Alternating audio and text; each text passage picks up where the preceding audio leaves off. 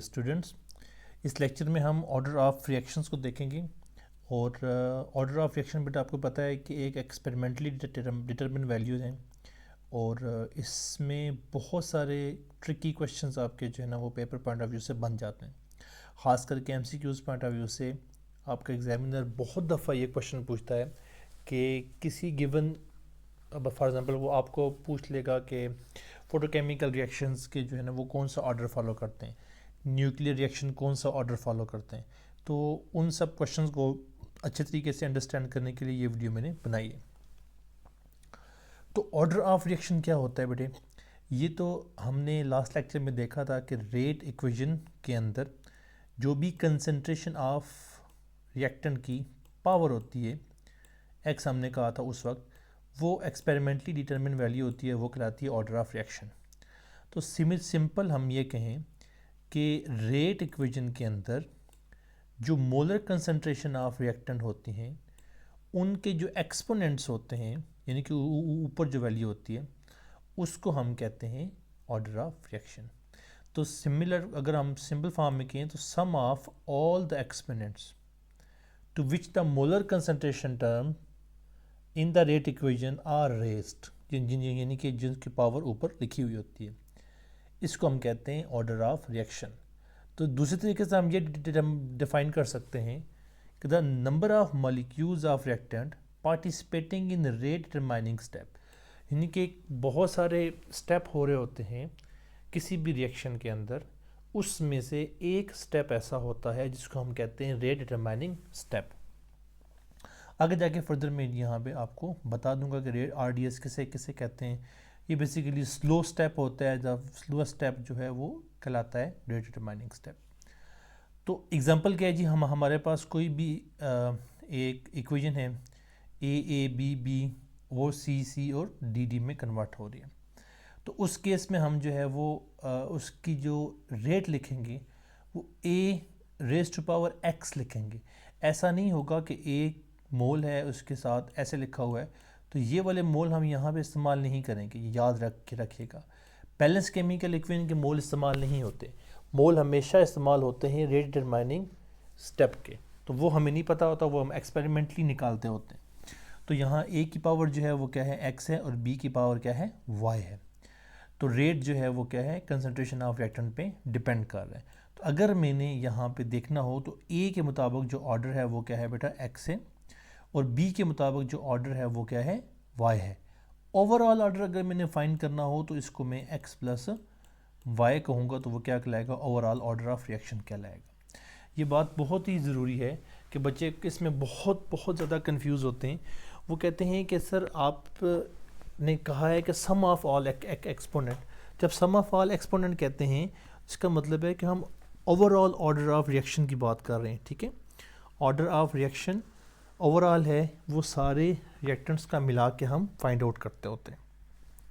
लेकिन अगर आपसे एग्जामिनर पूछ ले कि order of reaction with respect to A क्या है, तो आपने वो बताना है कि जो ए के ऊपर पावर यहाँ पे लिखी हुई है, और बी क्या है तो वो आपने वैल्यू बतानी है जो यहाँ पे लिखी हुई है। लेकिन अगर आप ये करेंगे कि आपसे पूछे कि ऑर्डर ऑफ रिएक्शन क्या है, तो वो फिर सीधी ये बात कर रहा होगा कि ओवरऑल की बात कर रहा होगा, तो फिर एक्स प्लस वाई आप वहाँ पे लिखेंगे। अगेन मैंने मेंशन किया हुआ है कि ये प्रोडिक्ट नहीं कर सकते बैलेंस केमिकल इक्वेशन से, क्योंकि एक्सपेरिमेंटली डिटरमिन्ड वैल्यू है। तो अब बात कर लेते हैं ऑर्डर ऑफ रिएक्शन की टाइप्स की, कि कितने types of order of reaction हो सकते हैं। तो बेटा ऑर्डर ऑफ रिएक्शन जो है वो नेगेटिव भी होता है, ज़ीरो होता है, होल नंबर होता है, फ्रैक्शन होता है। लेकिन यहाँ पे जो है ना नेगेटिव हम डिस्कस नहीं करते, इसलिए हम जो है ना वो ज़ीरो, फ्रैक्शन और बाकी जो ऑर्डर को देखेंगे। तो इसका फ़ायदा क्या होता है, ऑर्डर ऑफ रिएक्शन का हमें क्या फ़ायदा है, तो ये किसी भी सिस्टम के, किसी भी रिएक्शन के मैकेनिज़्म को स्टडी करने के लिए बड़ा ज़रूरी होता है। आगे जाके हम जो है नेक्स्ट लेक्चर में देखेंगे कि मैकेनिज़्म ऑफ रिएक्शन को भी डिटरमिन करने के लिए ऑर्डर ऑफ रिएक्शन एक बहुत अहम रोल अदा करता है। तो ज़ीरो ऑर्डर रिएक्शन का मतलब है कि रिएक्टेंट की पावर क्या है बेटा, ज़ीरो है। तो अब इसमें ये अगर पावर ज़ीरो है का मतलब है डिपेंड नहीं कर रहा, तो हम ये कहेंगे कि a reaction that is independent of concentration of reactant follows zero order reaction। ऐसा रिएक्शन जो कि क्या हो, independent of concentration of reactant हो, वो ज़ीरो ऑर्डर रिएक्शन होता है। अच्छा, अब आपसे वो ऐसे पूछता है कि फोटोकेमिकल रिएक्शंस आर फॉर देखो ना the combination of H2 in the presence of sunlight, या फिर वो आपसे पूछता है एंजाइम कैटलाइज रिएक्शन आर, या फिर डिकम्पोजिशन ऑफ अमोनिया। ठीक है, तो अब एंजाइम कैटलाइज रिएक्शन फॉलोज, अब ये एमसीक्यूज बड़ा जो है ना ज़रूरी एमसीक्यूज है, अक्सर पेपर में भी आता होता है। तो इसमें जब आप कंसंट्रेशन लिखते हो ना रिएक्टेंट की, तो साथ में जो पावर है वो लिख देते हो ज़ीरो। इसका मतलब है इंडिपेंडेंट है, इसके ऊपर डिपेंड नहीं कर रहा। डिपेंड नहीं कर रहा का क्या मतलब कि आप उस रिएक्शन के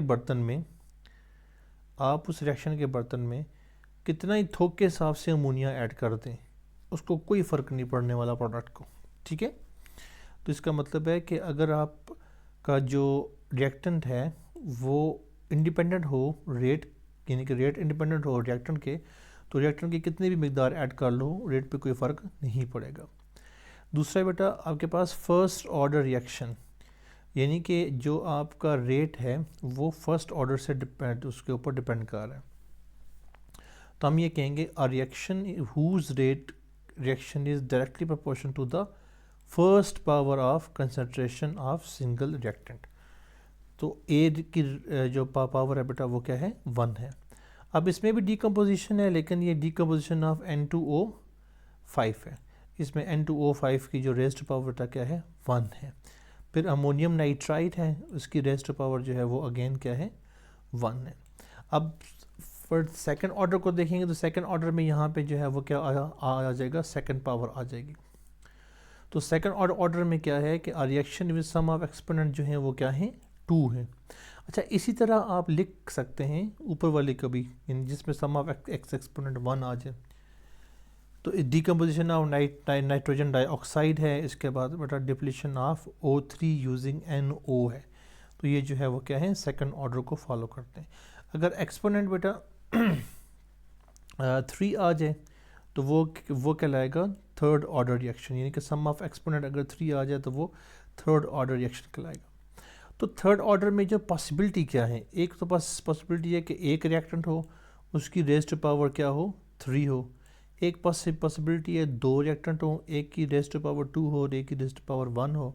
और एक पॉसिबिलिटी है कि 3 रिएक्टेंट हो, तीनों की पावर 1 हो, तो सबको मिला के हम 3 ऑर्डर कर देंगे। इसकी एग्जांपल है ये ऑक्सीडेशन ऑफ NO/O2। तो इस केस में क्या है कि NO और O2 में जो ओवरऑल ऑर्डर है वो क्या है, 3 है। अच्छा बेटा, इसमें होता क्या है कि कई दफ़ा कोई ऐसा सेकंड ऑर्डर रिएक्शन होता है जिसमें एक जो रिएक्टेंट है उसकी कंसंट्रेशन हम थोक के हिसाब से ऐड करते हैं, एक्सेस में ऐड करते हैं। तो उसके एक्सेस में ऐड होने की वजह से वो ओवरऑल ऑर्डर को जो है वो छोड़ देता है, उसको इंडिपेंडेंट हो जाता है। और अक्सर वो क्या होता है बेटा, अक्सर वो सॉल्वेंट होता है। ठीक है, अक्सर वो कंपाउंड जो है वो क्या होता है, in the form of solvent हो रहा होता है।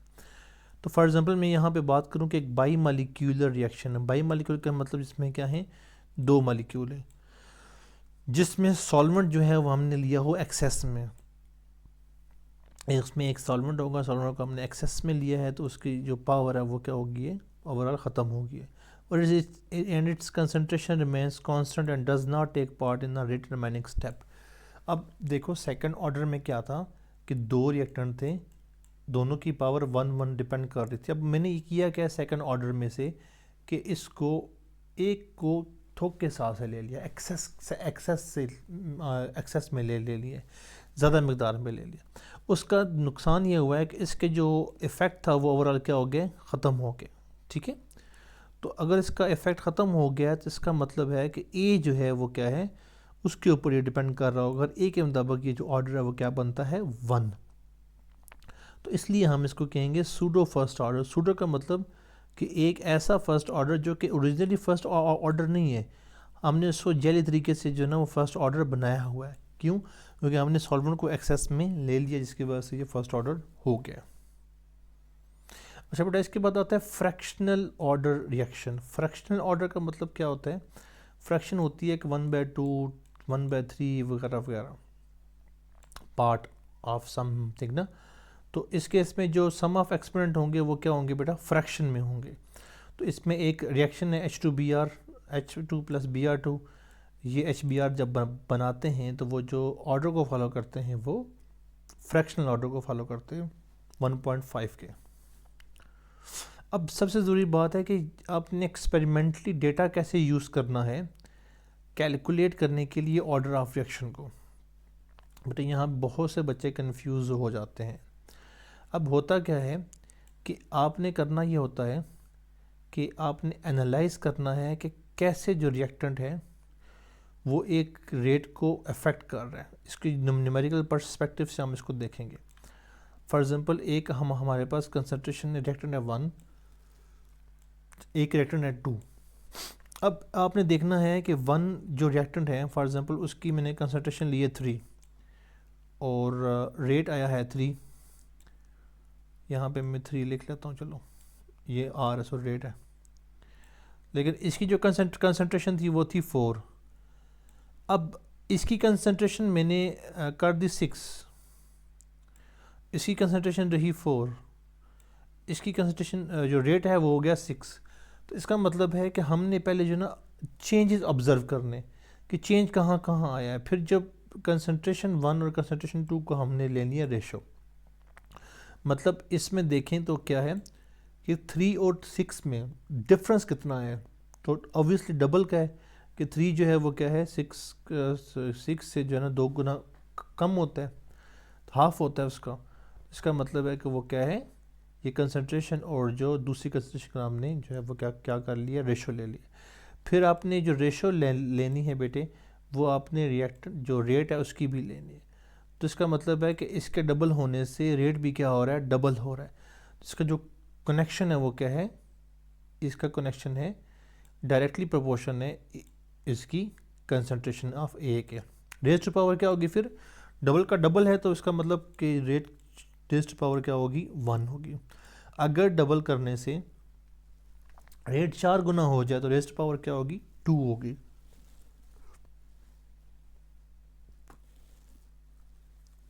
अब यहाँ कुछ कंडीशन मेंशन की हुई हैं कि अगर if the rate ratio is equal to the concentration ratio, यानी कि जो ये वाली रेशो है ये इस रेशो के इक्वल आ जाए। फॉर एग्जांपल ये हाफ आती है, 1:2 आती है और ये भी 1:2 ही आती है। तो इसका मतलब है कि रिएक्शन फॉलो कर रहा है फर्स्ट ऑर्डर को।